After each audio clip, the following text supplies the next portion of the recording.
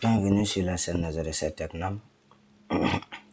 Alors, dans ce tutoriel, on va voir comment modifier la taille de la zone de travail. D'accord? Déjà, la zone de travail, c'est ce qu'on a ici. Voilà. La zone que notre image a pris. Quand je vais masquer mon image, vous allez avoir ici mon arrière-plan que j'ai mis en blanc. C'est ça la zone de travail. Alors que lorsque c'est défini, on peut encore revenir ici, la modifier. D'accord, c'est possible de revenir ici, modifier la taille de la zone de travail.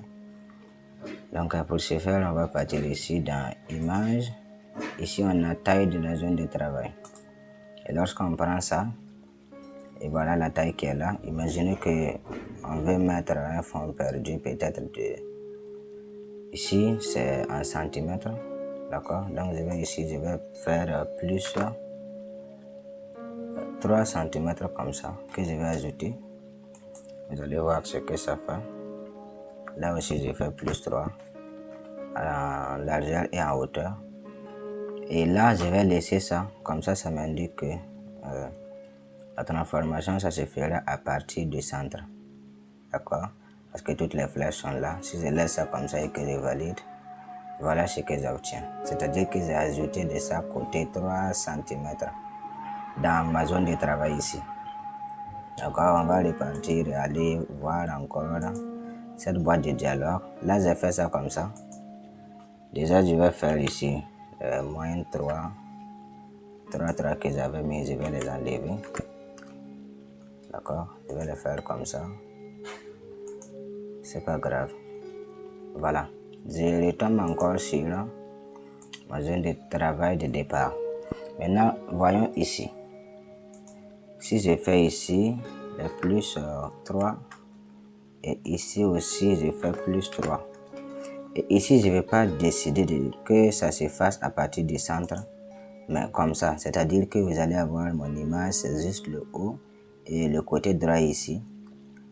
C'est de ce côté-là qu'on va ajouter encore quelque chose. D'accord? Comme ça, si je prends ça de ce côté, si je prends ici, ça veut dire que ça sera juste le côté droit. Je prends là, ça sera juste le haut. D'accord? Donc, je vais rester là. Ou bien je vais rester là. Comme ça, ça sera le côté gauche et côté bas. Je valide et on va voir. Et vous allez voir que c'est juste là seulement que j'ai des ajouts. D'accord? Et voilà ce que cette grille qu'on vient de voir là peut nous aider à faire ça. Donc par défaut, quand vous allez prendre, ça sera juste à partir du centre que vous aurez la modification. Donc vous allez en avoir de tous les côtés. D'accord? Revenons ici à relative. Quand on revient à relative, ici on a 0, 0. D'accord? En relative, ce qu'on a ici, juste on ajoute ce qu'on a ajouté. Parce que les dimensions sont déjà là, c'est défini. Ici, on a juste qu'à ajouter ce qu'on a à ajouter. D'accord? Je vais faire encore un plus 3. Plus 3. Et je vais essayer de compléter l'autre partie que je n'ai pas fait.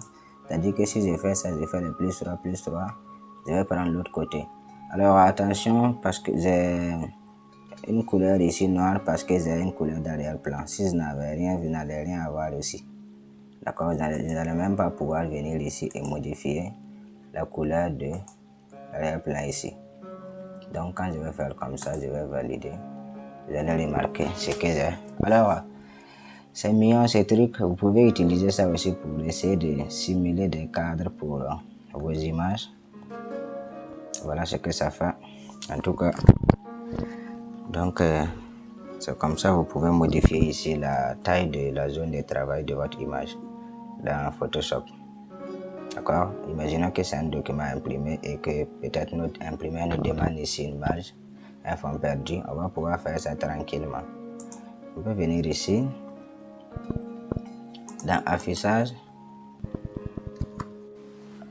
Vous verrez que dans affichage, si on vient là, on va trouver ici au niveau des repères Nouvelle disposition des repères. Et là aussi, on va pouvoir faire presque la même chose. D'accord? Ici, au niveau des marges, on peut cocher des marges. Et vous verrez que on peut ajouter des chiffres par là. C'est la même chose. D'accord? Il y avait déjà des marges par défaut. Donc, on peut effacer ça et ajouter. Voilà. Donc, c'est comme ça que ça peut se faire. Je vais venir là. Par défaut, on a ça. Ça, c'est la disposition des repères. Voilà. Les paramètres prédéfinis. Oh là là, non. Voilà. Je vais revenir là.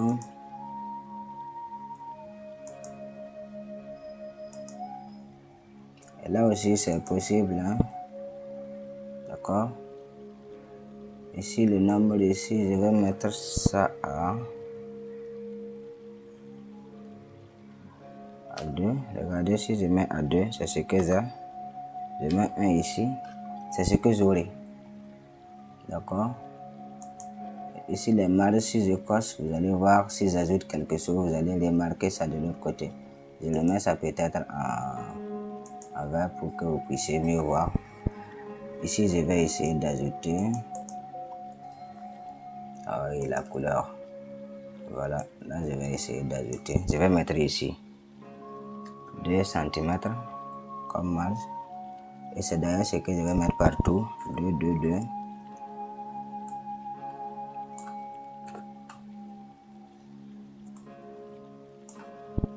2, 2.